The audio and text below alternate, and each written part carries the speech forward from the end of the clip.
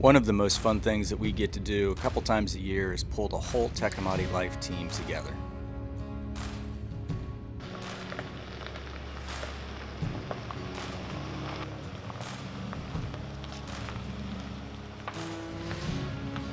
Rob, president of Tecomate, the tall guy, and Gerald, vice president of Tecomate, the short guy, and Gray, that's me, aren't always on the videos, but are making our debut today. You may notice Lane's awkward bro hugs. That was because he lost a fight with Braden's tailgate at the airport. We all got to meet Keith and Dave, owners of the South 40, and they had a great lunch prepared for us. We love to eat.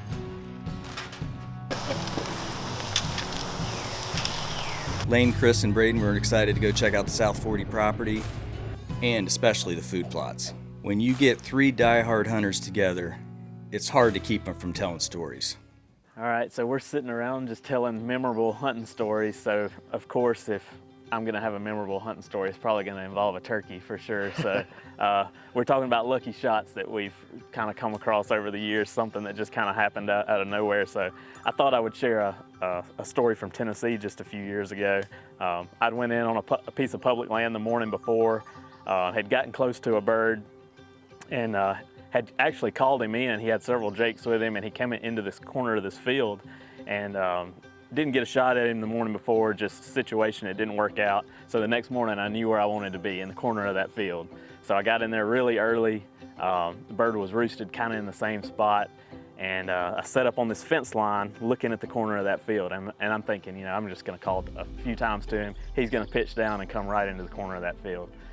So I called to him, and it worked out perfect, except for he came a little too close. He come up behind me, he made a little circle on me, and he starts coming down the fence row that I'm sitting on.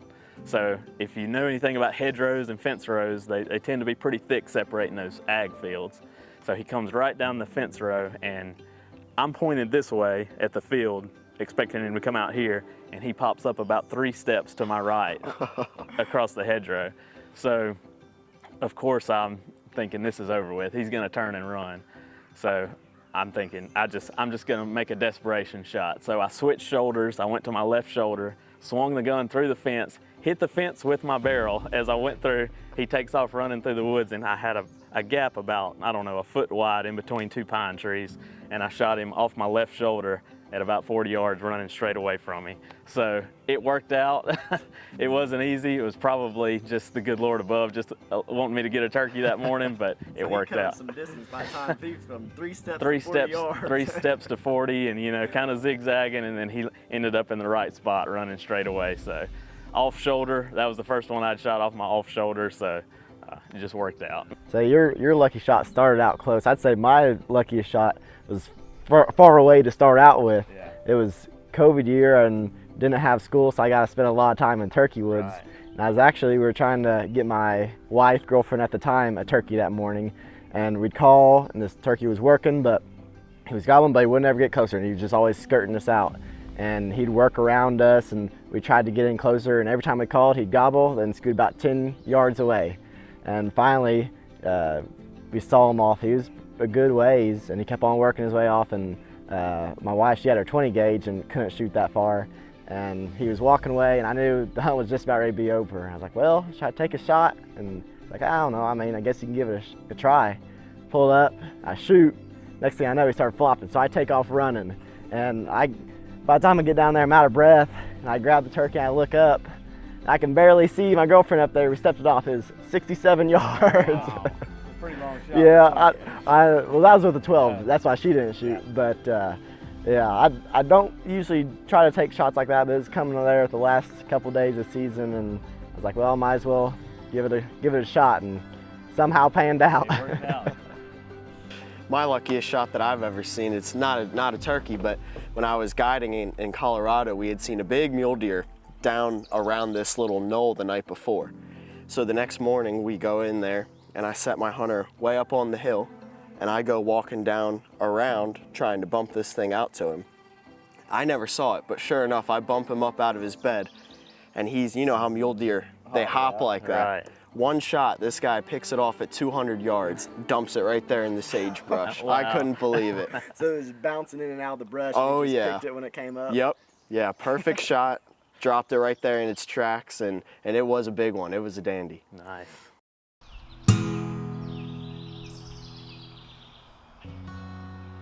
We got this property, Dave and I, in 2006, and there was a good amount of deer on the property, but we were looking to hold the deer here. You know, when the hunting pressure starts, we want to keep the deer here, and it's not a big property. So we experimented with a bunch of different seed and everything. Couldn't get stuff to grow right, couldn't get the deer to use it.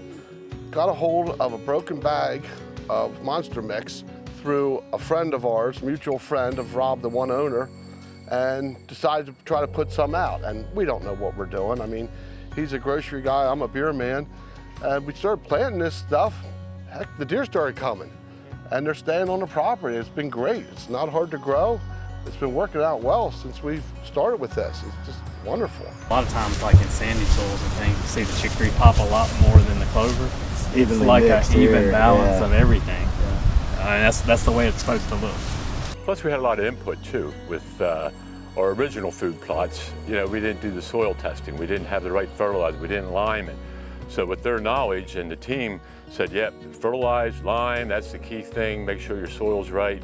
And then with this mix, it just took off. We were just so impressed. I mean, the size of the clover was twice, 3 times the size of any clover we've ever used before. And it just came in so full, and they came down and wanted to shoot it and see some of the success we had with it, and it has been huge. We have 5 different plots with it, and we're looking to expand it more. We'd like to do some turnips and try some of their other products, which is, if it's anything like this Monster Mix, I can't wait to try it. I don't know that I've ever seen chicory leaves that big. Those are huge. And one of the biggest questions I think we get, you know, from customers at Tecomate is, you know, people who have minimal equipment, who maybe are planting small plots like y'all are doing here. You don't need a lot of things. I mean, you know, little small eighth of an acre, quarter-acre plots, and like y'all said, y'all started off with ATVs and pallet cinder blocks. We have pallet and cinder blocks, drug it around, roughed it up, and that's all you need. That's all we need. But the key is getting the soil right there too. We weren't putting the soil down. That's the main thing. And that's an easy plant too. Just drag and spread it, and it'll take off if you have the soil right. And they're not paying us for any of this either, by the way. Unless you count the hats I stole out of their truck. We did get that from them. And you didn't steal the hats. They were just over. The door was open. I didn't really steal them. Yeah, so here on the South 40, you guys got all the tree stands up, all the food plots. Who gets to come here and shoot the deer when it comes hunting time? Yeah. Well, that always gets tough. We get a lot of friends come hunting season. But lately what we've been doing is we take, through the Wild Turkey Federation, we take some handicapped hunters out. We've been doing that for 7-8 years now. And a lot of first-time hunters that are getting their first deer. Somebody has their grandkid or their son or daughter. Once they get their first deer, we can almost guarantee them a shot at a doe any time down here. So we bring them down, they get their first deer, everybody's excited. It's just wonderful. I'm sure they're hooked for life after that. That's what it takes, and we that's got right. It forever, yeah. So we've seen the food plots you have here, and you clearly have a good amount of deer. But what about the turkey? For someone like me who hunts Pennsylvania, I didn't get a bird this year. Well, we've had it 16 years at property, and only in the last 3 years have we seen turkey.